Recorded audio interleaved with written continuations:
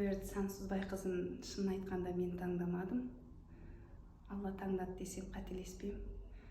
Өйткені айтамдай Алла алдында бұл не ауру? Мен түсінбей жатырмын. Менде барып ауру ма, не өзім миыма кіргізіп алдым ба деген нәрсе болды да менде. Аллахым, өзің құдіреттісің, сенен күш те кетпейді, қуат та кетпейді, маған жол сілте, маған көрсет. Бірақ мен қиналып жатқанымды көріп тұрсың ғой, ол бар ғой деймін да мен.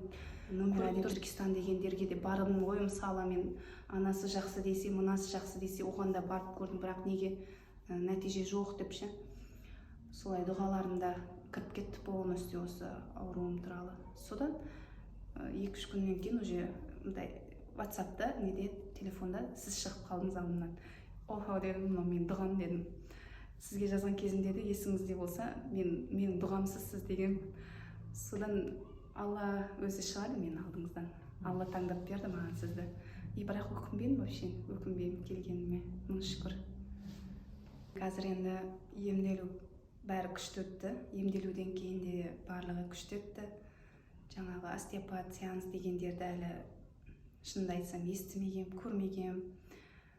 Бірақ күшті екен.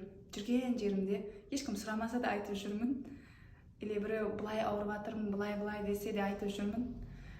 Еш қорықпай бәріңіз Меруерт Сансызбайқызға келулеріңізді ұсынамын. Жүдә болмағанда бір кетесіздер ғой, не кеттісіздер, бірақ келіңіздер, өкінбейсіздер. Өйткені маған сіздің ана сөзіңіз ұнады, қатты ұнады. Мотивациямен, сөздермен де лечить етіп жатырсыз, сіз адамды миымен де жұмыс жасап жатырсыз. Сіздегі ана невролог, невропатологқа қосымшасы деп психологты не деп қабілетіңіз маған ұнады. Сол немен қоса не қылдыңыз. Әйелдер бүкіл барлығын иығымен көтереді, мойнымен көтереді. Сол үшін ауырлықтың бәрі мынаған түседі деген сөзіңіз. Мен оған шейін естісем естіген шығармын, или мән бермеген шығармын, бірақ сол жері қатты кетті. Өйткені мен только суық кезінде, нагрузка кезінде сондай деп ойлайтын едім да. И стресс кезінде де бұл ауру қозатындығын туралы айттыңыз мысалы ше. Сол нәрселерді былай ұғына алдық, сезіне алдық.